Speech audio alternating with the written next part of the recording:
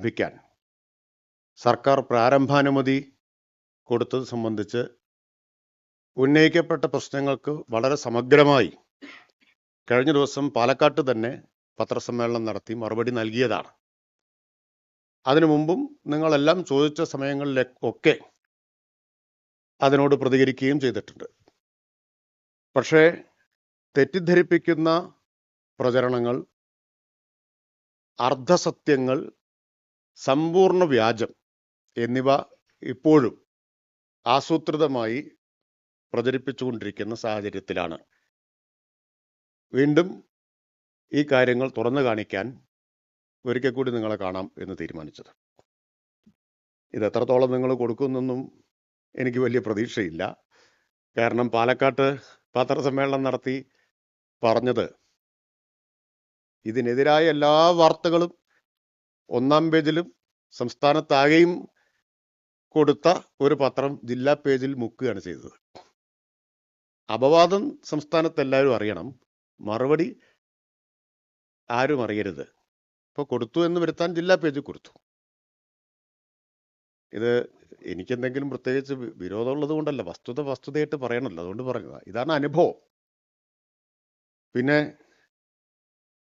ആ വസ്തുതകൾ ജനങ്ങളിലേക്ക് എത്തിയത് സോഷ്യൽ മീഡിയ ഉപയോഗിച്ചായിരുന്നു പ്രധാനമായിട്ടും. വളരെ നിർഭാഗ്യകരവുമാണ് അങ്ങനെ ഒരു സമീപനം മാധ്യമങ്ങൾ സ്വീകരിക്കുന്നു എന്ന്. എല്ലാവരും എന്നല്ല, ചിലർ ന്യായമായ സമീപനം സ്വീകരിച്ചിട്ടുണ്ട്. പക്ഷേ നല്ലൊരു പങ്ക് അങ്ങനെ ആയിരുന്നില്ല സ്വീകരിച്ചത്. അത് ആമുഖമായിട്ട് പറയാതെ നിർവാഹമില്ല. അതുകൊണ്ട് ഇതും നിങ്ങൾ കൊടുത്താലും കൊടുത്തില്ലെങ്കിലും സാമൂഹിക മാധ്യമങ്ങളിലൂടെ ജനങ്ങളിൽ എത്തുമെന്ന പ്രതീക്ഷയിൽ കൂടിയാണ് പറയുന്നത്. ഇന്ന് പ്രതിപക്ഷ നേതാവ് ഇന്നലെ പ്രഖ്യാപിച്ച് ഇന്ന് ഒരു രേഖ പുറത്തുവിട്ടിട്ടുണ്ട്. അദ്ദേഹം ഇന്നലെ തന്നെ പറഞ്ഞതായിട്ട് അറിഞ്ഞു, ഈ എഥനോൾ നിർമ്മാണശാല അനുവദിക്കാനുള്ള തീരുമാനം കൂടിയാലോചനയില്ലാതെയാണ്, അതിൻ്റെ തെളിവ് നാളെ പുറത്തുവിടും എന്ന് ഇന്നലെ പ്രഖ്യാപിച്ചതായിട്ട് കണ്ടു. പിന്നെ ക്യാബിനറ്റ് രേഖ വലിയ തെളിവായിട്ട് അദ്ദേഹം പുറത്തുവിട്ടു. എനിക്ക് നിങ്ങളോട് എല്ലാവരോടും പറയാനുള്ളൊരു അഭ്യർത്ഥനയാണ്, നിങ്ങളെല്ലാവരുടെയും കയ്യിൽ ഫോണുണ്ട്, നെറ്റുണ്ട്. അപ്പോൾ document.kerala.gov.in എന്ന വെബ്സൈറ്റ് ഒന്നിപ്പോൾ തുറക്കാൻ ഞാൻ അഭ്യർത്ഥിക്കുകയാണ്. document.kerala.gov.in from date to date രണ്ടും ജനുവരി 16, 2025 എന്ന് കൊടുക്കുക. ജനുവരി 16, 2025. ഡോക്യുമെന്റ് ടൈപ്പ് കാണും, അതിൽ മന്ത്രിസഭാ തീരുമാനങ്ങൾ എന്ന് സെലക്ട് ചെയ്യുക. മന്ത്രിസഭാ തീരുമാനങ്ങൾ സെലക്ട് ചെയ്യുക, സെർച്ച് ചെയ്യുക. അപ്പോൾ ഒയാസിസ് കൊമേഴ്ഷ്യൽ പ്രൈവറ്റ് ലിമിറ്റഡിന് നൽകിയ മന്ത്രിസഭാ അനുമതിയുടെ സർക്കാർ ഉത്തരവ് ലഭിക്കും.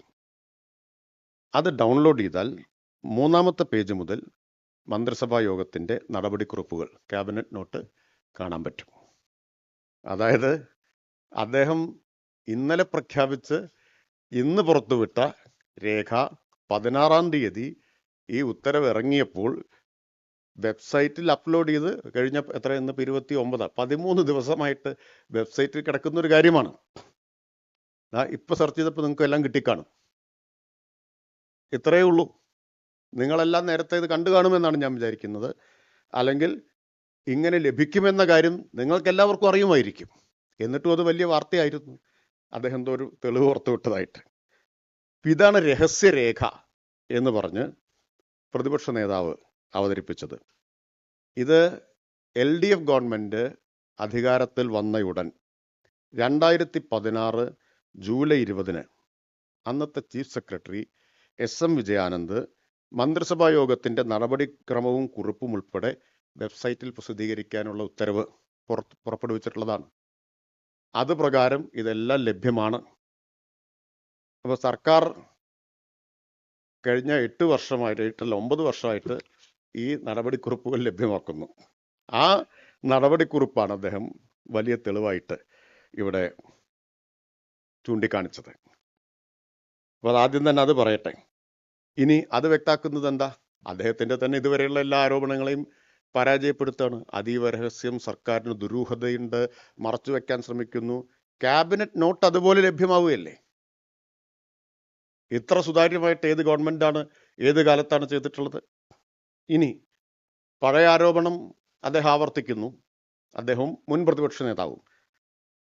ആരാണ് കൂടുതൽ തവണ ആരോപിക്കുന്നത് എന്നത് ഞാൻ എണ്ണിയിട്ടില്ല. രണ്ടുപേരും മത്സരിച്ചാണല്ലോ, അതുകൊണ്ട് രണ്ടുപേരും ആവർത്തിച്ചുകൊണ്ടിരിക്കുന്നു. ഒറ്റ കമ്പനി മാത്രം അറിഞ്ഞു നയം മാറിയത്, വേറെ ആരും അറിഞ്ഞില്ല. ഇങ്ങനെ കൂസലില്ലാതെ കള്ളം പറയാമോ? അതൊരിക്കൽ പൊളിഞ്ഞാലെങ്കിലും ഒരല്പം ജാള്യം ഉണ്ടാവണ്ടേ? 2022-23 മദ്യനയം, ആ മദ്യനയത്തിന്റെ ആമുഖത്തിൽ എന്താ പറഞ്ഞത്? ഇന്ത്യൻ നിർമ്മിത വിദേശ മദ്യവും ബിയറും മറ്റ് സംസ്ഥാനങ്ങളിൽ നിന്നാണ് ഇറക്കുമതി ചെയ്യുന്നത്. ഞാൻ കോട്ടിയാണ്. മാത്രമല്ല, ഇന്ത്യൻ നിർമ്മിത വിദേശ മദ്യം നിർമ്മിക്കുന്നതിനാവശ്യമായ അസംസ്കൃത വസ്തുവായ എക്സ്ട്രാ ന്യൂട്രൽ ആൽക്കഹോൾ പൂർണ്ണമായി സംസ്ഥാനത്തേക്ക് ഇറക്കുമതി ചെയ്യുകയാണ്. കേരളത്തിൽ നിർമ്മിക്കുന്ന ഇന്ത്യൻ നിർമ്മിത വിദേശ മദ്യത്തിൽ നല്ലൊരു പങ്കും സംസ്ഥാനത്തിന് പുറത്തുള്ള മദ്യ ഉൽപാദന കമ്പനികൾ കേരളത്തിലെ ഡിസ്റ്റിലറികളിലൂടെ ടൈഅപ്പ് വഴി നിർമ്മിക്കുന്നതാണ്. ഇതുമൂലം സംസ്ഥാനത്തിനുണ്ടാകേണ്ട വരുമാനവും തൊഴിലവസരങ്ങളും നഷ്ടപ്പെടുകയാണ്. കേരളത്തിന് ആവശ്യമായ ഇന്ത്യൻ നിർമ്മിത വിദേശ മദ്യമോ ബിയറോ ഇവിടെ ഉൽപ്പാദിപ്പിക്കാൻ കഴിയുന്നില്ല. അതിനുള്ള പരിഹാരം കേരളത്തിൽ നിലവിലുള്ള സ്ഥാപനങ്ങളിൽ ഉൽപ്പാദനം വർദ്ധിപ്പിക്കുക, പുതിയ യൂണിറ്റുകൾ ആരംഭിക്കുക എന്നിവയാണ്. അതുവഴി കൂടുതൽ തൊഴിലവസരങ്ങൾ സൃഷ്ടിക്കാൻ സാധിക്കും.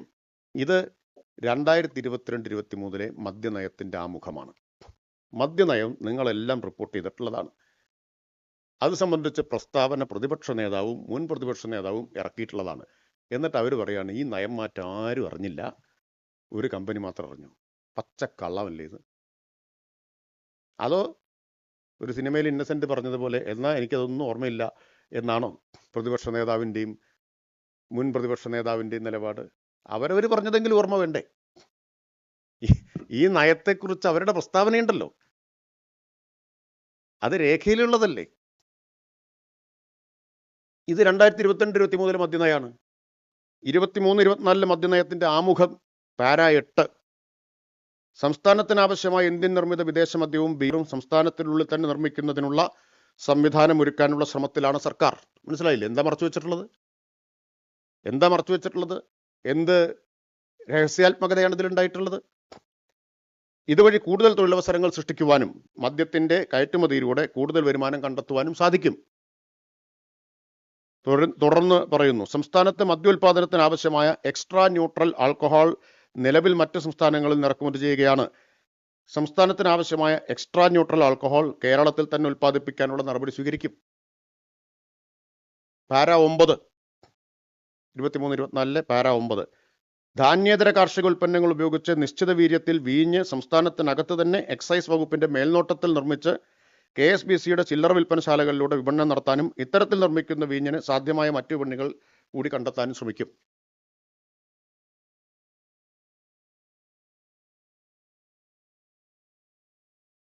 പിന്നെ പാര 24, സംസ്ഥാനത്ത് മദ്യോൽപാദനത്തിന് ആവശ്യമായ എക്സ്ട്രാ ന്യൂട്രൽ ആൽക്കഹോൾ കേരളത്തിൽ തന്നെ ഉൽപ്പാദിപ്പിക്കുന്നതിനുള്ള പ്രോത്സാഹനം നൽകും.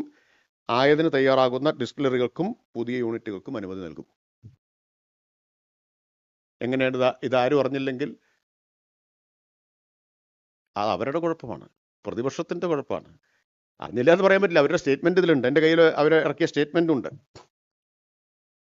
ഇനി 2023-24 മദ്യനയം പ്രസിദ്ധീകരിച്ചുകൊണ്ടുള്ള സർക്കാർ ഉത്തരവുണ്ട്. ആ ഉത്തരവ് നമ്പർ 32, സംസ്ഥാനത്ത് വിദേശ മദ്യത്തിന്റെ ഉൽപ്പാദനവും കയറ്റുമതിയും വർദ്ധിപ്പിക്കുന്നതിനുള്ള നടപടികൾ സ്വീകരിക്കും. സർക്കാർ ഉത്തരവാണ്. 22-23 മദ്യനയ ഉത്തരവിലെ നമ്പർ 22, നിലവിലുള്ള നിയമം അനുസരിച്ച് യോഗ്യതയുള്ളവർക്ക് ബ്രൂവറി ലൈസൻസ് അനുവദിക്കും. ആരും അറിയാതെ ചെയ്ത കാര്യമാണോ? 22-23 മദ്യനയ ഉത്തരവിലെ നമ്പർ 24, കേരളത്തിലെ തനത് കാർഷികോൽപ്പന്നങ്ങളിൽ ധാന്യങ്ങൾ ഒഴികെയുള്ളതിൽ നിന്ന് വൈൻ നിർമ്മിക്കുന്നതിന് അനുവാദം നൽകും. എന്നിട്ട് പ്രതിപക്ഷ നേതാവ് പറയാണ്, അതുപോലെ മുൻ പ്രതിപക്ഷ നേതാവും പറയാണ്, ഇതാരും അറിഞ്ഞില്ല, മദ്യനയത്തിലെ മാറ്റം ഇവർ മാത്രമാണ് അറിഞ്ഞത് എന്ന്. ഇവർ തന്നെ പ്രസ്താവന ഇറക്കിയിട്ട് അവരിപ്പോൾ പറയുന്നു അറിയില്ല. അത്ര സത്യസന്ധതയില്ലാതെ സംസാരിക്കാൻ കഴിയുന്ന ആൾക്കാരാണ് ഇവർ. പിന്നെ ഇതിൽ നിങ്ങൾക്കൊരു ചോദ്യം ഉണ്ടാവും, ഞാൻ ഇപ്പോൾ വിശദീകരിക്കാത്ത ചോദ്യം വരുമ്പോൾ പറയാമെന്ന് വെച്ചിട്ടാണ്. ഉണ്ടാവും എന്ന് ഞാൻ വിചാരിക്കുന്നു. പ്രതിപക്ഷ നേതാവ് ആവർത്തിച്ച് പറയുന്നൊരു കാര്യമുണ്ട്, അദ്ദേഹം എല്ലാം വായിച്ചു, അപ്പോൾ അതിലിങ്ങനെയല്ല പറയുന്നത്. നിങ്ങൾ ചോദിക്കുമ്പോൾ ഞാൻ പറയാം. പിന്നെ മുൻ പ്രതിപക്ഷ നേതാവ് പറയുന്നു, ഇത് ഒരപേക്ഷ ഈ കമ്പനിയിൽ നിന്ന് ഇങ്ങോട്ട് എഴുതി വാങ്ങി നേരെ മന്ത്രിസഭയിൽ കൊണ്ടുപോയി വെച്ചു, പാസ്സാക്കി, അല്ലേ? അങ്ങനെയല്ലേ അദ്ദേഹം പറഞ്ഞത്.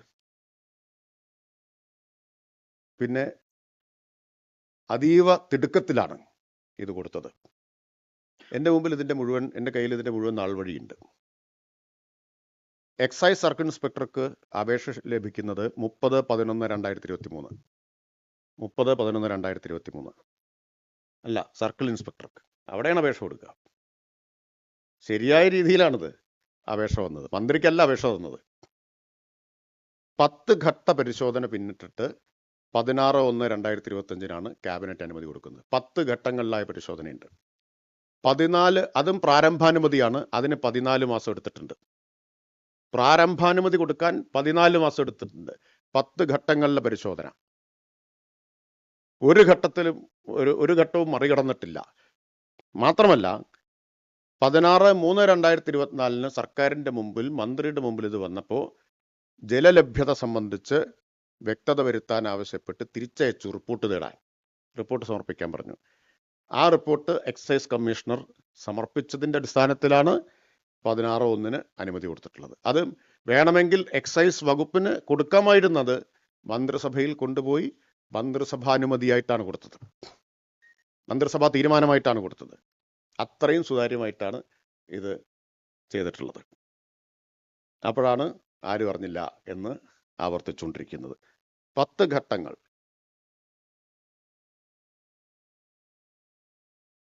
മുഴുവൻ വിശദാംശങ്ങളും എൻ്റെ കൈവശമുണ്ട്. പിന്നെ വെള്ളമാണല്ലോ വേറൊരു പ്രശ്നമായിട്ട് പറയുന്നത്. വെള്ളത്തിൻ്റെ കാര്യത്തിൽ തെറ്റായ പ്രചരണം ഇപ്പോൾ നടന്നുകൊണ്ടിരിക്കുന്നുണ്ട്. ആ പ്രചരണം പലർക്കും തെറ്റിദ്ധാരണ ഉണ്ടാക്കിയിട്ടുണ്ട്, ആശങ്കയും ഉണ്ടാക്കിയിട്ടുണ്ട്. പാലക്കാട്ട് പത്രസമ്മേളനത്തിൽ അസന്നിഗ്ധമായി ആവർത്തിച്ച് ഒരു കാര്യം വ്യക്തമാക്കിയിരുന്നു, ഒരു തുള്ളി ഭൂഗർഭജലം എടുക്കില്ല എന്നത്. അത് ആവർത്തിക്കുകയാണ് ഞാൻ. പക്ഷെ മാധ്യമങ്ങൾ ആ കാര്യത്തിന് പ്രാധാന്യമേ കൊടുത്തില്ല. കാരണം അത് ആ ഒരു ആശങ്ക നിൽക്കട്ടെ എന്നാണോ കരുതുന്നത് എനിക്ക് അറിഞ്ഞുകൂടാ. ഒരാശങ്കയുടെ അടിസ്ഥാനമില്ല, ഒരു തുള്ളി ഭൂഗർഭജലം എടുക്കില്ല, അതിൻ്റെ ആവശ്യം വരുന്നില്ല. ഇവിടെ മലമ്പുഴ ഡാമിൻ്റെ സംഭരണശേഷി എത്ര? 2,23,000 ദശലക്ഷം ലിറ്ററാണ്. 2,23,000 ദശലക്ഷം ലിറ്റർ. പാലക്കാട് നഗരസഭയ്ക്കും പിരായിരി പഞ്ചായത്തിന് ഭാഗികമായും വെള്ളം നൽകുന്നതിന് ഒരു ദിവസം ആവശ്യം 45 ദശലക്ഷം ലിറ്ററാണ്. 45 ദശലക്ഷം ലിറ്റർ. അപ്പോഴാണ് ഒരു പത്രം വാർത്ത കൊടുത്തത്, ഒരു 0 കൂട്ടിക്കൊടുത്തു, 400 ദശലക്ഷം ലിറ്റർ എന്നത്. ഇതെല്ലാം ആധികാരികമായിട്ട് കണക്കുള്ളതാണല്ലോ. 45 ദശലക്ഷം ലിറ്ററാണ് പാലക്കാട് മുനിസിപ്പാലിറ്റിക്ക് പൂർണ്ണമായിട്ടും പിരായിരിക്ക് ഭാഗികമായിട്ടും വെള്ളം കൊടുക്കാൻ ആവശ്യമായിട്ടുള്ളത്. പിന്നെ ഒരു 0 കൂട്ടിച്ചേർത്തു എന്ന് മാത്രമല്ല, 3 കണക്ക് 3 യൂണിറ്റിൽ കൊടുത്തു. ഇപ്പോൾ ക്യൂബിക് മീറ്ററിൽ ഒരു കണക്ക് കൊടുത്തു. മലമ്പുഴയിലെ സംഭരണ ശേഷി ഒരു ക്യൂബിക് മീറ്റർ എന്ന് പറഞ്ഞാൽ 1000 ലിറ്ററാണ്. അത് ആൾക്കാർക്ക് സാധാരണ ആർക്കും മനസ്സിലാവില്ലല്ലോ. അപ്പം സംഭരണശേഷി കുറച്ച് കാണിക്കുന്ന തരത്തിൽ കണക്ക് കൊടുത്തു. നഗരസഭയ്ക്കുള്ള വെള്ളത്തിൻ്റെ കണക്ക് ഞാൻ പറഞ്ഞില്ലേ, കൂട്ടിക്കാണിച്ചു. 45 ദശലക്ഷം ലിറ്റർ 400 ദശലക്ഷം ലിറ്റർ എന്ന് കാണിച്ചു. പിന്നെ കമ്പനിക്ക് വേണ്ടത് 10 ലക്ഷം ലിറ്റർ എന്ന് കാണിച്ചു. ഒരു ഭീതി ഉണ്ടാക്കി. യഥാർത്ഥത്തിൽ കണക്കുകൾ നമുക്ക് നോക്കാമല്ലോ. പാലക്കാട് നഗരസഭയ്ക്കും പിരായിരിക്കും ഭാഗികമായിട്ട് കൊടുക്കുന്നു. പിന്നെ പുതുപ്പരിയാരം, അകത്തേത്തറ, മരുതറോഡ് പഞ്ചായത്തുകൾക്ക് പൂർണ്ണമായും, മുണ്ടൂരിന് ഭാഗികമായും വെള്ളം കൊടുക്കുന്നു. ഇതിനെല്ലാം കൂടി ദിനംപ്രതി ആവശ്യം 21.5 ദശലക്ഷം ലിറ്ററാണ്. പുതുശ്ശേരിക്ക് വേണ്ടി 5 ദശലക്ഷം ലിറ്ററിന്റെ പദ്ധതി പുരോഗമിക്കുന്നു. ഇനി ഇതെല്ലാം കൂടി ചേർത്താൽ, പുരോഗമിക്കുന്നത് കൂടി ചേർത്താലും പ്രതിദിനം ആവശ്യമായി വരുന്നത് 81.5 ദശലക്ഷം ലിറ്റർ മാത്രമാണ്. 81.5 ദശലക്ഷം ലിറ്റർ. മഴക്കാലത്ത് ഇതേ അളവിൽ വെള്ളം ആവശ്യമായിട്ട് വരില്ല, കാരണം ഇത്രയും വെള്ളം മഴക്കാലത്ത് കൊടുക്കേണ്ടി വരില്ല. ഇനി അങ്ങനെ കൊടുക്കണമെന്ന് തന്നെ കണക്കാക്കുക. വാദത്തിന് വേണ്ടി മഴക്കാലത്തും ഇത്രയും വെള്ളം ആവശ്യമാണ് എന്ന് കണക്കാക്കിയാലും 81.5 × 365 എത്ര വെള്ളം വരും? 29,747.5 ദശലക്ഷം. 29,747.5 ദശലക്ഷം. അതായത് ഒരു വർഷം കുടിവെള്ളത്തിന് ആവശ്യമായിട്ട് വരുന്നത് ഒറ്റത്തവണ സംഭരിക്കുന്ന വെള്ളത്തിന്റെ 13.16% മാത്രമാണ്. ഇതൊക്കെ ആധികാരികമായ കണക്കുകളാണ്. 13.16% വെള്ളം മാത്രമാണ്. കുടിവെള്ളത്തിന് പരമാവധി 96 ദശലക്ഷം ലിറ്ററാണ് മലമ്പുഴ പദ്ധതി വിഭാവനം ചെയ്തിട്ടുള്ളത്.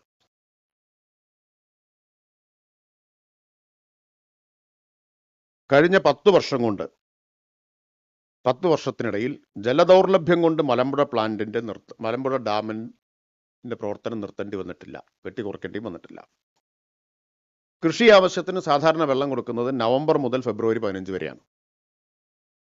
കഴിഞ്ഞ 10 വർഷമായിട്ട് ഈ വെള്ളത്തിനും ദൗർലഭ്യം നേരിട്ടിട്ടില്ല.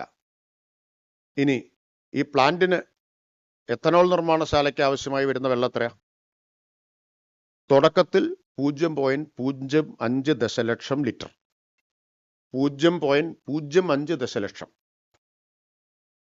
പൂർണ്ണ തോതിലായാൽ വേണ്ടത് 0.5 ദശലക്ഷം ലിറ്റർ.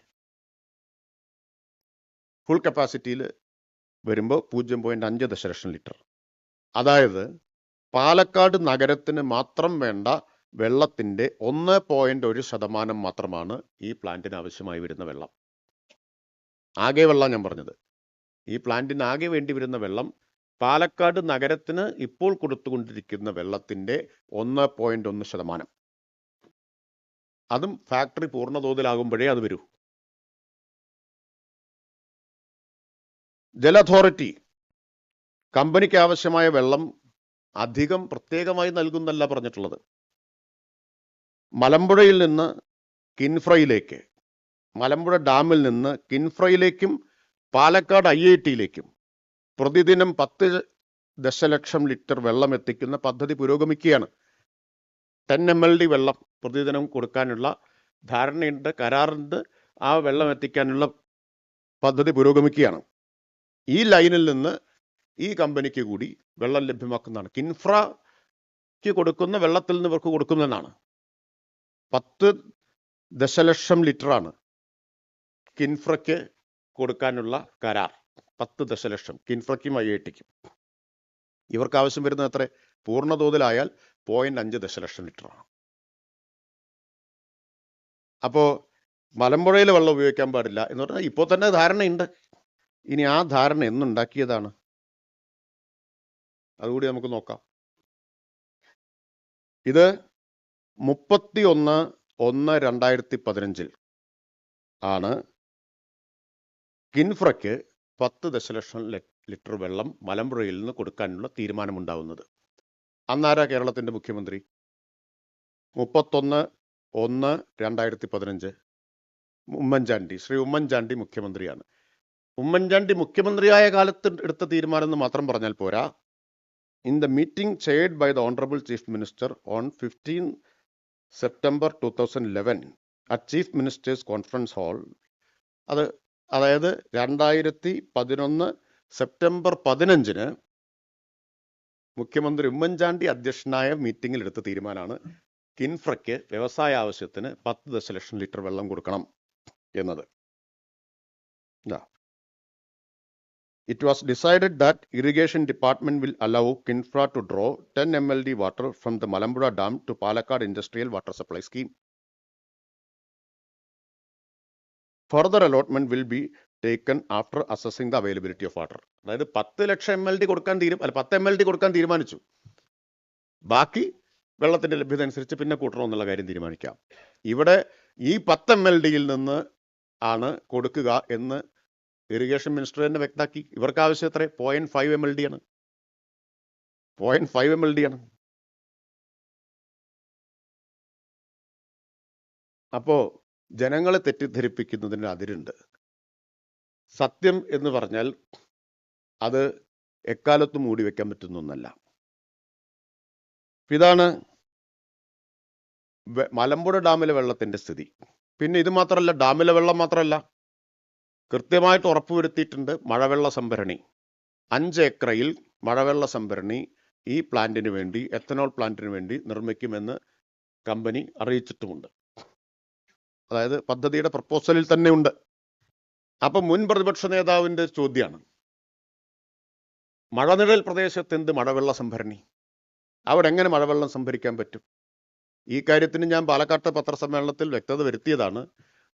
ഒരാളും വാർത്ത കൊടുത്തുമില്ല, ചോദിച്ചതുമില്ല. എന്താണെന്നറിയാമോ? ഇതിനേക്കാൾ കുറച്ചുകൂടി ഈ വെള്ളത്തിന് ക്ഷാമമുള്ള പ്രദേശത്താണ് അഹല്യ നിൽക്കുന്നത്. അഹല്യ വടകരപ്പതി, എലപ്പുള്ളി പഞ്ചായത്തുകളിലായിട്ടാണ്. ഈ 2 പഞ്ചായത്തുണ്ട്. അവിടെ 12 റെയിൻ വാട്ടർ ഹാർവെസ്റ്റിംഗ് ഫാമുകളുണ്ട്. 12 എണ്ണം. ഓരോന്നിൻ്റെയും കപ്പാസിറ്റി 2 കോടി ലിറ്ററാണ്. 2 കോടി ലിറ്റർ. 5 ഏക്കർ മുതൽ 6.5 ഏക്കർ വരെ ഓരോന്നും ഉണ്ട്. അപ്പോൾ 24 കോടി ലിറ്റർ വെള്ളം സംഭരിക്കുന്നത് ഈ വടകരപ്പതി എന്ന് പറഞ്ഞാൽ പുള്ളി പോലെയല്ല വടകരപ്പതി, ചിറ്റൂർ താലൂക്കിലാണത്. രൂക്ഷമായിട്ടുള്ള വെള്ളക്ഷാമം ഉണ്ടായിരുന്നൊരു സ്ഥലമാണ്. അവിടെയും ഈ എലപ്പുള്ളിയിലും കൂടി 2 പഞ്ചായത്തിലായിട്ടാണ് അഹല്യ ക്യാമ്പസ് കിടക്കുന്നത്. 24 കോടി ലിറ്റർ സംഭരിക്കുന്നുണ്ട്. ബോട്ടിങ്ങും ഉണ്ട്. അപ്പോൾ നിങ്ങൾക്ക് അറിയാത്തതല്ല അതൊക്കെ. അപ്പോൾ 24 കോടി ലിറ്റർ വെള്ളം അവിടെ സംഭരിക്കുന്നുണ്ട്. ഇനി കിൻഫ്രയുടെ തന്നെ ഉണ്ട്. കിൻഫ്രയുടെ മഴവെള്ള സംഭരണി ഉണ്ട്. ഇതേ മേഖലയിലുണ്ട്. ഇൻഡസ്ട്രിയൽ ഏരിയയിൽ കിൻഫ്രയുടെ മഴവെള്ള സംഭരണി ഉണ്ട്. ഇപ്പം ഞാനിത് പറഞ്ഞിരുന്നു, പക്ഷേ ആ ചോദ്യം അദ്ദേഹം ആവർത്തിച്ചുകൊണ്ടിരിക്കുകയാണ്. അപ്പം ഞാൻ ബഹുമാനപ്പെട്ട മുൻ പ്രതിപക്ഷ നേതാവിനെയും മാധ്യമപ്രതിനിധികളെയും നമുക്ക് ആ മഴവെള്ള സംഭരണി കാണാൻ പോകാൻ ക്ഷണിക്കുകയാണ്. ഫെബ്രുവരി 17-ാം തീയതി ഉച്ചയ്ക്ക് 3 മണിക്ക് നിങ്ങളെല്ലാവരെയും ക്ഷണിക്കുകയാണ്. എങ്ങനെയാണ് അല്ല, വരാൻ താല്പര്യമുള്ള എല്ലാവർക്കും വരാം. കാരണം ഇതൊരു തെറ്റിദ്ധാരണ നീക്കാൻ വേണ്ടിയിട്ടാണല്ലോ.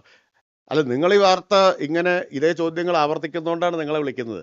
പാലക്കാട്ട് ഞാൻ അഭ്യർത്ഥിച്ചിരുന്നു, നിങ്ങളൊന്ന് പോയിട്ട് ഇത് റിപ്പോർട്ട് ചെയ്യണം. ഇവിടെ മഴവെള്ള സംഭരണം നടക്കുമോ? രണ്ടും കാണാം.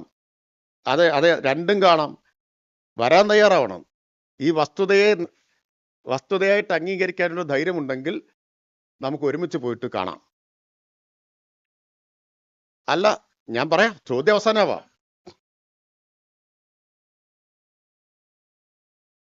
എന്താ കാരണം എന്നറിയാമോ? അല്ല, ശരി, എന്നാ ഞാൻ വിനീതമായിട്ട് നിങ്ങളെ ക്ഷണിക്കുകയാണ്. അത്രേ ഉള്ളൂ. വേണ്ട, ധൈര്യം വേണ്ട. അത് പിൻവലിച്ചു. ഞാൻ വിനീതമായി നിങ്ങളെ ക്ഷണിക്കുകയാണ്, വരാമോ? വിനീതമായി ക്ഷണിക്കുകയാണ്, വരാമോ? അതിന് അല്ല, ശരി, ഞാൻ ശ്രീജിത്ത് പറഞ്ഞത് അത് പിൻവലിച്ചല്ലോ. ശരി, നിങ്ങളുടെ അഭ്യർത്ഥന മാനിച്ച് അത് പിൻവലിച്ചു. എൻ്റെ അഭ്യർത്ഥന മാനിച്ച് നിങ്ങൾ വരുമോ? വരാൻ തയ്യാറാണോ? എന്നാ നമുക്ക് 17-ാം തീയതി പോകാം. അപ്പൊ 17-ാം തീയതി നമുക്ക് ഈ ചിറ്റൂരിലും അല്ലെങ്കിൽ എലപ്പുള്ളിയിലും വടകരപ്പതിയിലും മഴവെള്ള സംഭരണം നടക്കുമോ എന്ന കാര്യം നേരിട്ട് പോയി ഉറപ്പുവരുത്താം. 17-ാം തീയതി, ഫെബ്രുവരി 17-ാം തീയതി നേരിട്ട് നമുക്ക് ഉറപ്പുവരുത്താം. ഇത് നമ്മൾ തമ്മിൽ തർക്കിക്കേണ്ട കാര്യമൊന്നുമില്ല. അദ്ദേഹത്തെ ക്ഷണിച്ചു, പിന്നെ തീർച്ചയായിട്ടും രണ്ടുപേരെയും ക്ഷണിക്കാം. ആർക്കെല്ലാം വരണോ അവർക്കൊക്കെ വരാം. ശരി, നമ്മൾ ചോദ്യങ്ങളിലേക്ക് വരുന്നല്ലേ ഉള്ളൂ.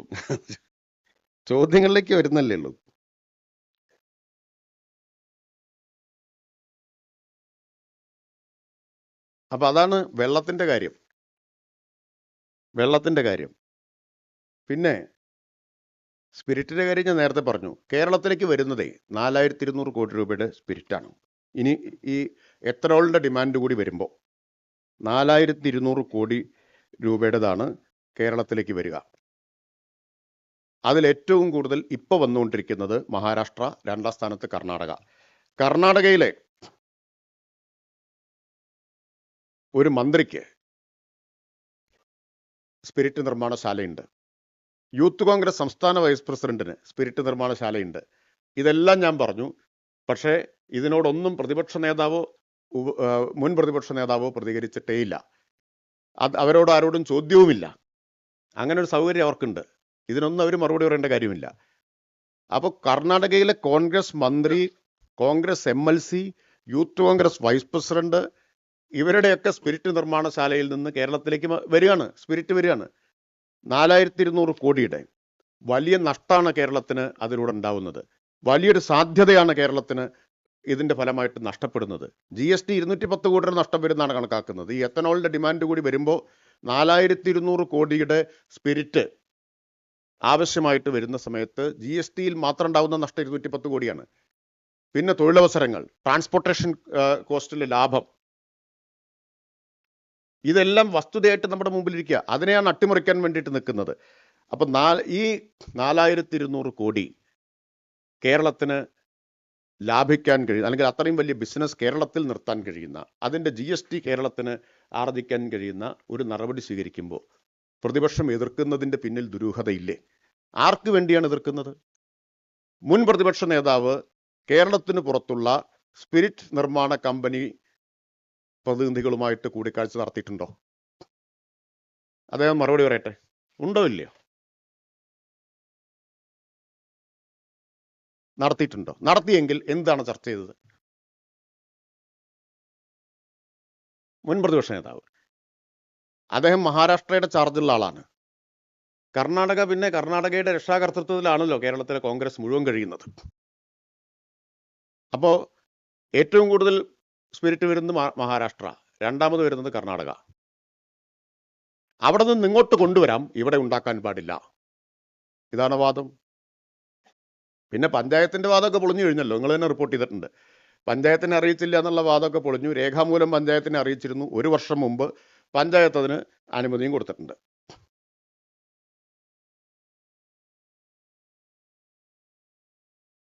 ശരി, തൽക്കാലം ഇപ്പം ചുരുക്കാം. ഇനി ചോദ്യങ്ങളാവാം.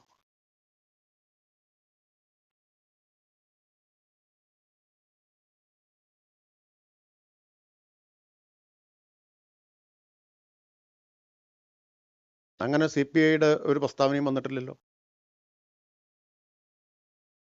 അത്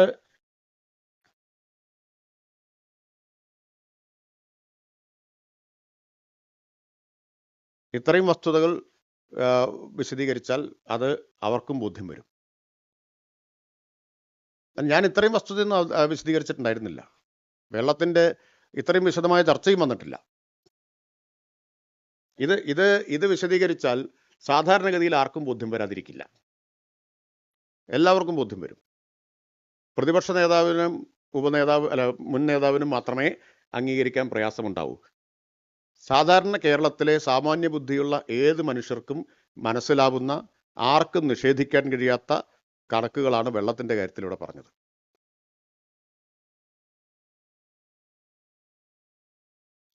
തീർച്ചയായിട്ടും അത്രയേ ഉള്ളൂ. വെള്ളത്തിന്റെ കാര്യത്തിൽ ഞാൻ കണ്ടില്ല ഇന്നത്തെ ജനയുഗം ലേഖനം. അതിലങ്ങനെ ചൂണ്ടിക്കാണിക്കുന്നുണ്ടെങ്കിൽ വെള്ളത്തിന്റെ കാര്യത്തിൽ തൃപ്തികരമായിട്ടുള്ള വിശദീകരണമാണിത്. അല്ലെങ്കിൽ നിങ്ങൾക്ക് ഈ കണക്കുകൾ ഏതെങ്കിലും തെറ്റാണ് എങ്കിൽ, അതെ, കൃഷിക്ക് വെള്ളം എത്തണം എന്നല്ലേ ആവശ്യം. അതിനുള്ള വെള്ളം ഉണ്ടെന്നാ പറഞ്ഞത്. അപ്പൊ അതിന്റെ കണക്കല്ലേ വിശദീകരിച്ച്? ഞാൻ വീണ്ടും വിശദീകരിക്കണം? വേറെ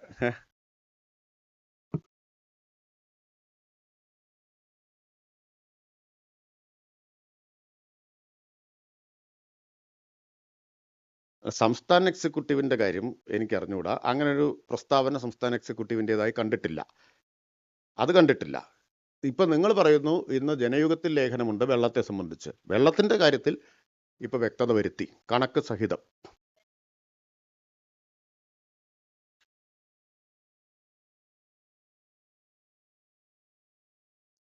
അത്തരം കാര്യങ്ങളെല്ലാം പരിശോധിച്ച് അതൊന്നും ലംഘിച്ച് ആർക്കൊന്നും ചെയ്യാൻ പറ്റില്ലല്ലോ. അങ്ങനെയാണെങ്കിൽ അല്ല, തുടർന്നുള്ള ഇത് പ്രാരംഭാനുമതിയാണ്. ബാക്കിയുള്ള അനുമതികൾ ബന്ധപ്പെട്ട വകുപ്പുകളിൽ നിന്നല്ലേ അവരെടുക്കേണ്ടത്. അപ്പൊ അവസാനം ഇനി വീണ്ടും എക്സൈസ് അനുമതി കൊടുക്കണം.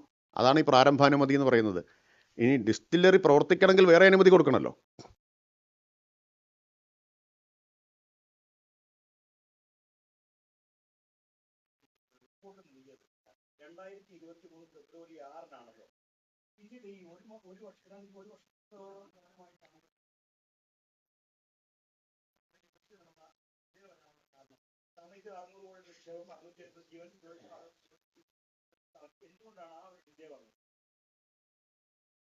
എങ്ങനെയാണ്? എക്സൈസ് കമ്മീഷണർ സർക്കാരിലേക്ക് അന്തിമ റിപ്പോർട്ട് നൽകിയത് 28/5/2024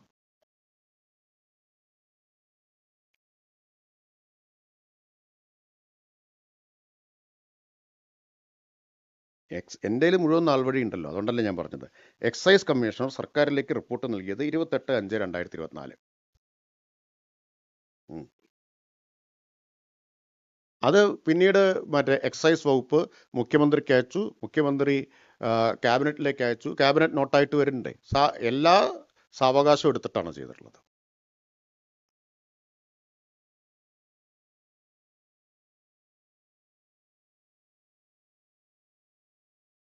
ഒരു പ്രയാസമില്ല.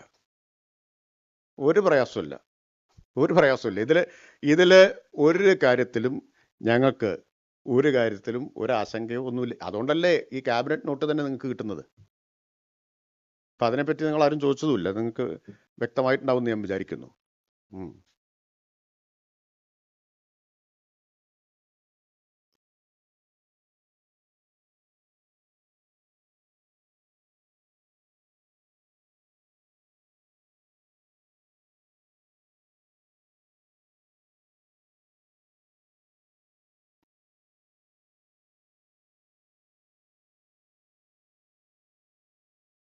അത് കുറച്ച് ആശങ്ക ഉണ്ടാക്കുന്നതിൽ ഈ മാധ്യമങ്ങൾക്കൊരു വലിയ പങ്ക് സമൂഹത്തിലുണ്ടല്ലോ.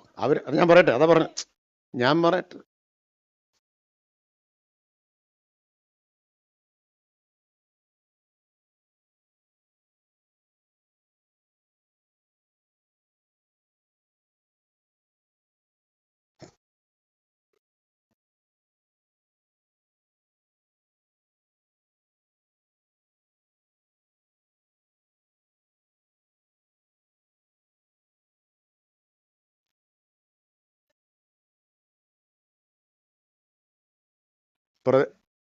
അല്ല, ഒരാളുടെ കഴിഞ്ഞിട്ട് മറുപടി പറയണ്ടേ? അത് കഴിഞ്ഞിട്ട് ഞാൻ പറയാം. അജിതയ്ക്ക് പ്രതിഷേധം രേഖപ്പെടുത്താനുള്ള അവകാശമുണ്ട്, എനിക്ക് സത്യമായിട്ട് പറയാനുള്ള അവകാശമുണ്ട്. ആയിക്കോട്ടെ, അത് രണ്ടും അങ്ങോട്ടും ഇങ്ങോട്ടും മാനിച്ചാൽ മതി. അതെ, ആ പ്രതിഷേധത്തെ ഞാൻ മാനിക്കുന്നു. പക്ഷേ ഞാൻ പറഞ്ഞത് വസ്തുതയാണെന്നാണ് എൻ്റെ അഭിപ്രായം. അതാണ് ഞാൻ വിശ്വസിക്കുന്നത്. അതവിടെ നിൽക്കട്ടെ. ഞാനൊരു ഉദാഹരണം ഞാൻ പറയാം. ഇപ്പോൾ വെള്ളത്തിൻ്റെ പ്രശ്നം വ്യക്തമാക്കി വിശദമായിട്ട് ആദ്യത്തെ പത്രസമ്മേളനം പാലക്കാട്ടാണ് നടത്തിയത്. ഞാൻ പറഞ്ഞു ഒരു പ്രധാന പത്രം ചെയ്തത് എന്താണെന്നുള്ളത്. അതിനെതിരായ വാർത്ത എത്രയോ ദിവസമായിട്ട് കൊടുത്തുകൊണ്ടിരിക്കുകയാണ്. മുഴുവൻ സംസ്ഥാനത്താകെ കൊടുക്കുന്നു. 1-ാം പേജ് ലീഡാണ്. മന്ത്രി വിശദീകരിച്ചത് പാലക്കാട് ജില്ലയിൽ മാത്രം. ഒരേ പ്രാധാന്യത്തിലാണ് കൊടുക്കുന്നത്? അല്ല, ഒരേ പ്രാധാന്യത്തിലല്ല കൊടുക്കുന്നത്. അപ്പോൾ പരമാവധി ആശയക്കുഴപ്പം ഉണ്ടാക്കുക, ആക്ഷേപങ്ങൾ അടിസ്ഥാനരഹിതമായ പ്രചരണം, അതിന് ഭയങ്കരമായ വിസിബിലിറ്റി കൊടുക്കുക, വിശദീകരിച്ചാൽ മുക്കുക, തമസ്കരിക്കുക, ഇത് തുടർച്ചയായി ചെയ്തുകൊണ്ടിരിക്കുക. ഉദാഹരണങ്ങൾ വേണമെങ്കിൽ ഇനിയും പറയാം. പിന്നെ ഒരു ഉദാഹരണം കൂടി പറയാം. ഇപ്പോ ഈ കർണാടകയിലെ മന്ത്രിക്ക് സ്പിരിറ്റ് കമ്പനി ഉള്ള കാര്യം, കോൺഗ്രസ് നേതാക്കൾക്കുള്ളത്, MLC-ക്ക്, യൂത്ത് കോൺഗ്രസ് വൈസ് പ്രസിഡന്റിന്, ഇതെല്ലാം പത്രസമ്മേളനത്തിൽ പറഞ്ഞതാണ്. ഇപ്പം ഞങ്ങൾ ആരെങ്കിലും ആണെങ്കിൽ എത്ര സമാധാനം ഇതിന് പറയേണ്ടി വരും? ആരെങ്കിലും ഇതുവരെ ചോദിച്ചതായോ അതിന് മറുപടി പറഞ്ഞതായോ ഞാൻ കണ്ടിട്ടില്ല. പ്രതിപക്ഷ നേതാവിനോടോ മുൻ നേതാവിനോടോ ഒക്കെ ചോദിക്കണ്ടേ? ഇങ്ങനെ ഞാൻ തെളിവ് സഹിതല്ലേ പറഞ്ഞത്. തെളിവ് സഹിതാണ്. അത് കണ്ടെത്താൻ ഭയങ്കര വൈഭവമൊന്നും ആവശ്യമില്ല. നിങ്ങൾക്ക് ആർക്കും കണ്ടെത്താമായിരുന്ന കാര്യമാണ്. അവരുടെ വെബ്സൈറ്റിൽ തന്നെയാണ്.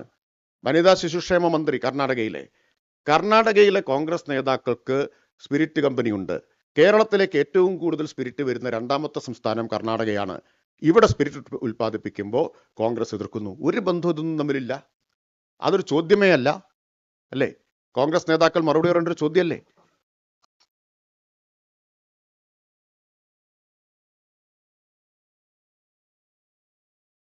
അവർക്ക് വിശ്വാസം വരും.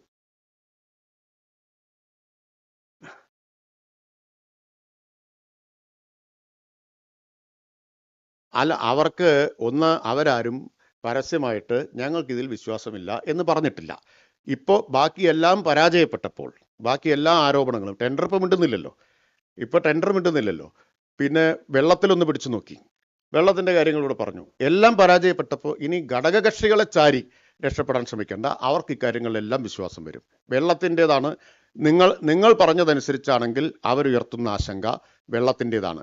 വെള്ളത്തിൻ്റെ കണക്ക് ഞാൻ പറഞ്ഞു. ആ കണക്കിൽ നിങ്ങൾക്ക് സംശയമുണ്ടെങ്കിൽ, അവ്യക്തതയുണ്ടെങ്കിൽ ചോദ്യം ചോദിക്കാം, ഞാൻ വ്യക്താക്കാം. കൂടുതൽ ചോദിക്കല്ല, രക്ഷപ്പെടണ്ടെന്ന് അവരോടാ പറഞ്ഞു, പ്രതിപക്ഷത്തോടെ പറഞ്ഞു. നിങ്ങളെ ഉദ്ദേശിച്ചേ പറഞ്ഞതല്ല, എല്ലാം നിങ്ങളെ ഉദ്ദേശിച്ചാൽ തെറ്റിദ്ധരിക്കരുത്. ഏതാ ഘടകകക്ഷികളെ ചാരി രക്ഷപ്പെടാം എന്ന് കരുതരുത് എന്ന് പ്രതിപക്ഷത്തോടാണ്. നിങ്ങളോട് പറയാനുള്ള ഞാൻ ഒരു മടിയിലാണ് നിങ്ങളോട് നേരിട്ട് പറയുന്ന ആളല്ലേ. നിങ്ങളും പ്രതിപക്ഷം ഒന്നാണെന്ന് നിങ്ങൾ തെറ്റിദ്ധരിക്കരുത്, അങ്ങനെ കാണുന്നില്ല ഞാൻ.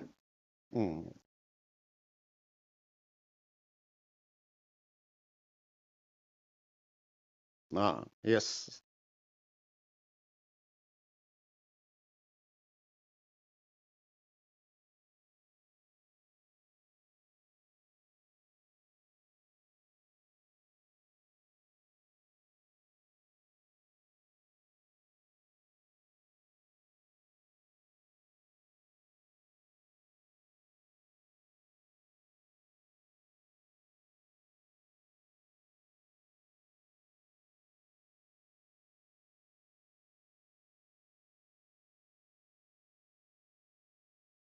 ഇവിടെ ഒരു ഘടകകക്ഷിയുടെയും പ്രസ്താവന വന്നിട്ടില്ല, അങ്ങനെയല്ലേ?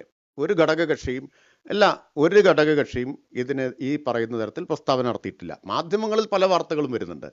പിന്നെ ഒരു കാര്യം ഞാനിപ്പോൾ ഇവിടെ വീണ്ടും ഒരിക്കൽ കൂടി വ്യക്താക്കാം. വെള്ളത്തെ സംബന്ധിച്ച് അനാവശ്യമായിട്ടുള്ള ആശങ്ക സൃഷ്ടിക്കുകയാണ് ചെയ്തിട്ടുള്ളത്.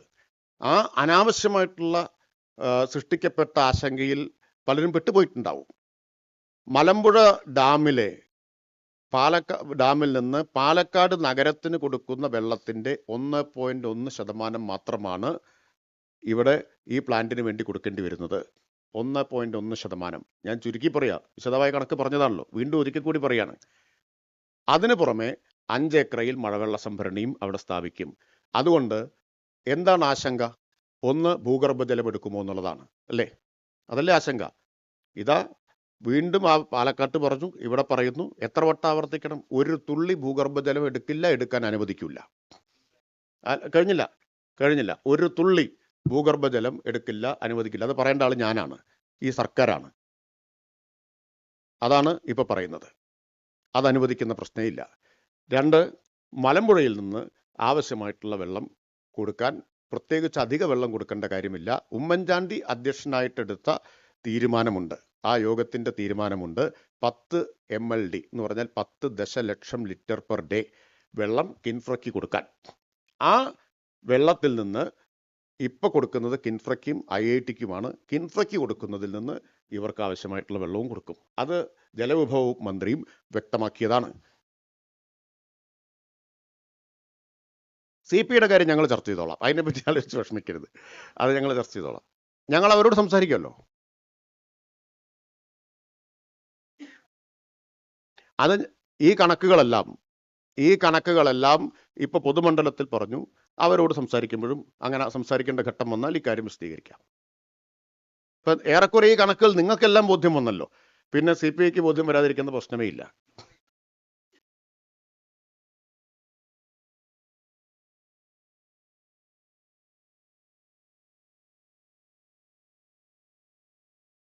സാധാരണ സർക്കാർ നടപടിക്രമങ്ങൾ എങ്ങനെയാണോ അതനുസരിച്ചാണ് ചെയ്തിട്ടുള്ളത്.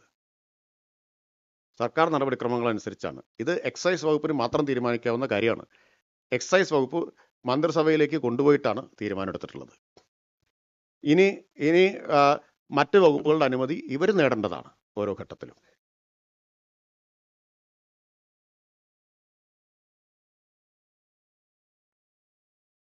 അതല്ലേ ഞാൻ ഉത്തരവ് വായിച്ചത്, 2016 ഉത്തരവ് വായിച്ചില്ലേ?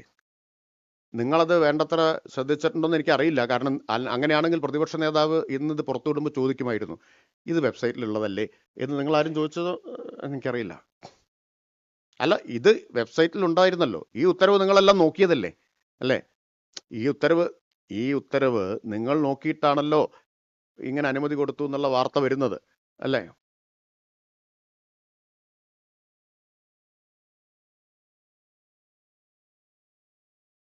അത് ഞാൻ ചോദിക്കുന്നത്, അത് ഞങ്ങളുടെ ഉത്തരവാദിത്തമാണല്ലോ. അത് ഞങ്ങൾ കൈകാര്യം ചെയ്യാമെന്നേ. ഞങ്ങൾക്ക് അവരെ ബോധ്യപ്പെടുത്താം. വേറെ എന്തെങ്കിലും ആക്ഷേപങ്ങളുണ്ടോ അതൊഴിച്ച്? അല്ല, ഒരു മിനിറ്റ്. ശരി, ഇപ്പോൾ ഏക പ്രശ്നം LDF ഘടകകക്ഷികളെ ബോധ്യപ്പെടുത്തുന്നത് സംബന്ധിച്ചാണ്. അത് ഞങ്ങളുടെ രാഷ്ട്രീയമായ ഉത്തരവാദിത്തമാണ്. LDF അക്കാര്യം ചർച്ച ചെയ്യുകയും ഈ കാര്യങ്ങളിലെല്ലാം വ്യക്തത വരുത്തുകയും ചെയ്യും. പക്ഷെ എൻ്റെ ചോദ്യം ഇതാണ്, പ്രതിപക്ഷം ഉന്നയിച്ച ബാക്കി എല്ലാ ആരോപണങ്ങൾ സംബന്ധിച്ചും ഇനി എന്തെങ്കിലും ചോദ്യങ്ങളുണ്ടോ? ഇനി എന്തെങ്കിലും ഉണ്ടോ?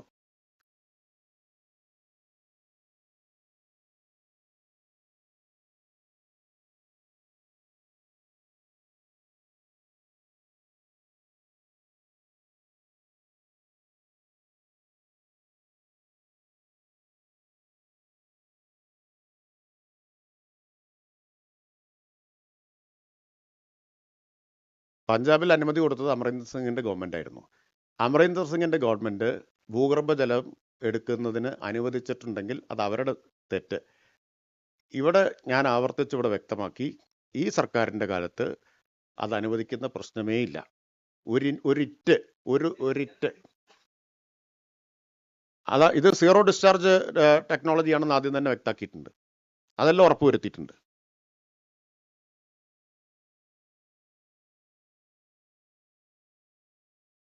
ഒരു സംശയവും വേണ്ട. കാരണം അത് മുഖ്യമന്ത്രി നിയമസഭയിൽ വ്യക്തമാക്കിയിട്ടുള്ളതാണ്.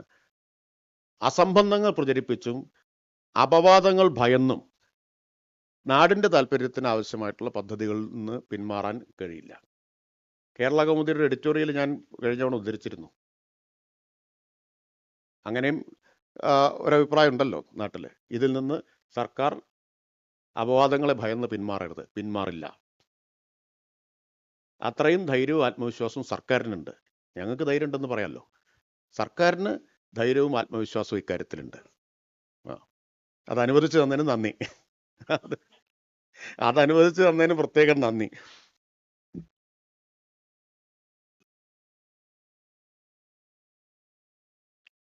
അല്ല, മറ്റേ ഇതിന്റെ കൂടെ പ്രഖ്യാപിച്ചാൽ നിങ്ങൾക്ക് ഒരവസരം നഷ്ടപ്പെടുമല്ലോ. അപ്പൊ കുറച്ചുകൂടി കഴിഞ്ഞിട്ട് തരാം. കുറച്ചുകൂടി കഴിഞ്ഞിട്ടാവാം. ഇതിന്റെ കൂടെ പ്രഖ്യാപിച്ചാലേ വൈകാതെ വരും, പുതിയ മദ്യനയം വരും.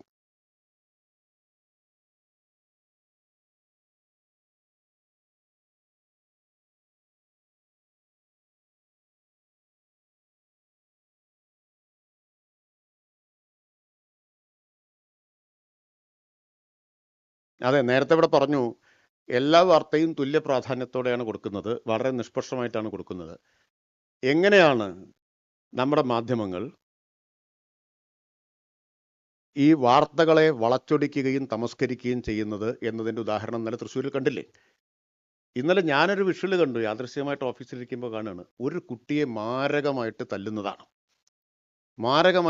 അപ്പോൾ ഇത് എന്താണ് സംഭവം എന്ന് തന്നെ മനസ്സിലാവുന്നില്ല. ഇത് കലോത്സവത്തിലുള്ള അടിയാണെന്നും ഒക്കെ പിന്നീടാണ് മനസ്സിലാവുന്നത്. ഈ വലിയ മുട്ടൻ വടികളൊക്കെ ഉപയോഗിച്ച്, കസേരയൊക്കെ ഉപയോഗിച്ച് തല്ലിച്ചിറക്കിയാണ്. പിന്നീടാണ് ഇത് മർദ്ദനമേറ്റത് SFIയുടെ യൂണിറ്റ് സെക്രട്ടറിക്കാണ്, തൃശ്ശൂർ കേരള കോളേജിൽ നിന്ന് അറിയുന്നത്. ഇന്ന് പത്രം കൊടുത്തത് എങ്ങനെയാ? ആ പടം, ഈ ഭീകരമായി തല്ലുന്ന പടം കൊടുത്തിട്ട് പറഞ്ഞു SFI KSU സംഘർഷം. അവിടെ തല്ലുകൊണ്ടവനാരാണെന്നും തല്ലിയവനാരാണെന്നും ഇല്ല. തൊട്ടു താഴെ ഒരു ആംബുലൻസിന് നേരെ ആക്രമണം എന്നതിൽ കൃത്യമായിട്ടുണ്ട്. KSU പ്രവർത്തകരെ ആശുപത്രിയിലേക്ക് കൊണ്ടുപോയ ആംബുലൻസ് SFI പ്രവർത്തകർ തല്ലി വെക്കണം. അവിടെ കർത്താവുണ്ട്, കർമ്മമുണ്ട്, എല്ലാമുണ്ട്. നല്ല ഗ്രാമാറ്റിക്കലി കറക്റ്റാ. പക്ഷെ അപ്പുറത്തുള്ളതിലോ ആരെ തല്ലിയെന്നില്ല. അല്ല, മൂന്നാമത്തെ പടം എന്തായിരുന്നു? ഈ ആംബുലൻസിലേക്ക് കൊണ്ടുപോയ, അതിപ്പോൾ പുറത്തു വന്നു. മൂന്നാമത്തെ അല്ല, 2 പടം പുറത്തു വന്നു. മൂന്നാമത്തേത് ഇപ്പോൾ 2 പടം പത്രം പ്രസിദ്ധീകരിച്ചു. പത്രം പ്രസിദ്ധീകരിക്കാത്തൊരു പടം പുറത്തിപ്പോൾ വന്നു. ആംബുലൻസിൽ പോയ KSU പ്രവർത്തകർ ആംബുലൻസിനകത്ത് ആഘോഷിക്കുന്നതാണ് അല്ലേ. ഒരാൾ സ്റ്റാറ്റസ് ഇട്ടെന്ന് പറഞ്ഞു, എന്താണ്, നാം സേഫാണ് അല്ലേ, സേഫാണെന്ന് സ്റ്റാറ്റസ് ഇട്ടതായിട്ട് അറിഞ്ഞു. ആ പടം കണ്ടു. അപ്പോൾ ഇതാണ് നിങ്ങൾ നിഷ്പക്ഷമായിട്ട് റിപ്പോർട്ട് ചെയ്തുകൊണ്ടിരിക്കുന്നത്. ഞാനത് പറയുന്നതിന് എന്നോട് വിഷമിച്ചിട്ടോ പരിഭവിച്ചിട്ടോ കാര്യമില്ല. ഇത് വസ്തുതയല്ലേ, ഈ കാര്യം ശരിയല്ലേ. ഇനി ഞാൻ നേരത്തെ പറയാൻ ഒരു കാര്യം കൂടി വിട്ടുപോയി കേട്ടോ. ഈ മഴനിഴൽ പ്രദേശമാണ്, അവിടെ മഴവെള്ള സംഭരണി നടക്കുമോ എന്ന് ചോദിക്കുന്ന പലരുണ്ടല്ലോ. അവരോടാണ് ഞാൻ അഹല്യയുടെ കാര്യം പറഞ്ഞത്. അഹല്യയിൽ മഴവെള്ള സംഭരണി ഉണ്ടെന്ന് മാത്രമല്ല, മലയാള മനോരമയുടെ പലതുള്ളി പുരസ്കാരം കൊടുത്തത് അതിനാണ് താനും. ആ കാര്യം കൂടി ഞാൻ ഓർമ്മിപ്പിക്കുകയാണ്. അല്ല, അപ്പം അവിടെ മഴവെള്ള സംഭരണി ഉണ്ടാവും, മഴവെള്ളം സംഭരിക്കാൻ പറ്റും, അതിന് പുരസ്കാരവും കിട്ടാൻ പറ്റിയ സ്ഥലമാണ്.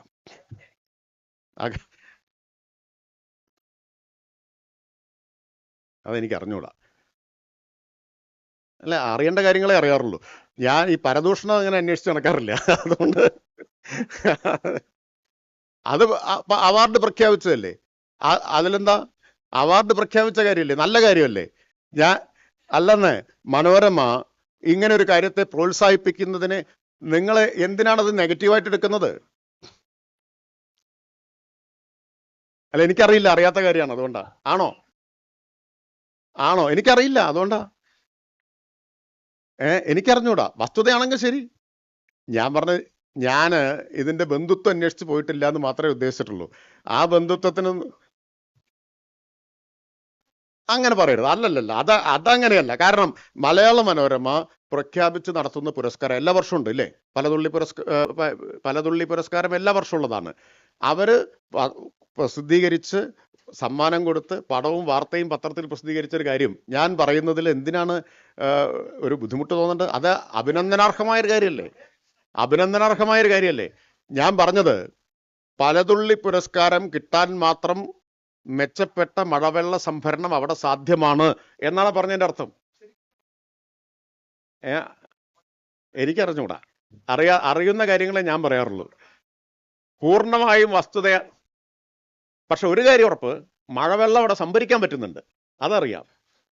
നിഴലുണ്ടോ ഇല്ലേ എന്നുള്ളത് അറിഞ്ഞൂടാ. മഴവെള്ളം അവിടെ സംഭരിക്കാൻ പറ്റുന്നുണ്ട്. 24 കോടി ലിറ്റർ മഴവെള്ളം സംഭരിച്ച സ്ഥലമുണ്ട്. അവിടേക്കല്ലേ നമ്മൾ പോകുന്നത്? അപ്പോ 17-ാം തീയതി നമ്മൾ പോകുന്നുണ്ടല്ലോ.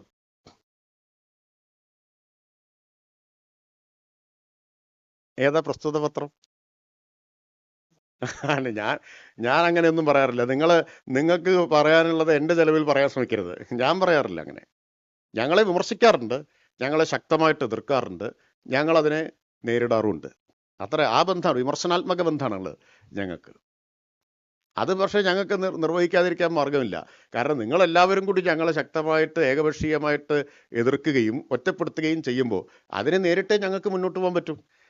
അപ്പം അങ്ങനെ ഒരു സമീപനം എടുക്കരുത്. ഞങ്ങൾക്ക് ഇഷ്ടമുള്ളതെല്ലാം നിങ്ങളെക്കുറിച്ച് പറയും, നിങ്ങൾ മിണ്ടാതിരുന്ന് കേട്ടോളണം എന്ന് പറഞ്ഞാൽ അത് പ്രയാസമല്ലേ. അത് പറ്റുമോ?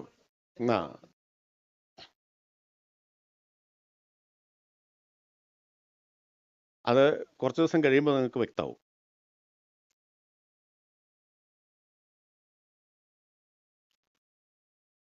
ഒരു കാര്യവും ഒരു വിമർശനം ഞങ്ങൾക്കില്ല. ആശങ്കകൾ നിങ്ങൾ ഉണ്ടാക്കാൻ ശ്രമിക്കുന്നതാണ്. ആ ആശങ്കയൊക്കെ പരിഹരിക്കും. അപ്പോൾ വേറെ എല്ലാം കഴിഞ്ഞു. ഇനിയിപ്പോൾ അത് വല്ലതും സാധ്യത ഉണ്ടോന്നാണ് നോക്കുന്നതല്ലേ. ശരി, അപ്പോൾ നമുക്ക് അവസാനിപ്പിക്കാമല്ലോ. 17-ാം തീയതി ഉച്ചയ്ക്ക് 3 മണിക്ക് മഴവെള്ള സംഭരണം നമുക്ക് കാണാം.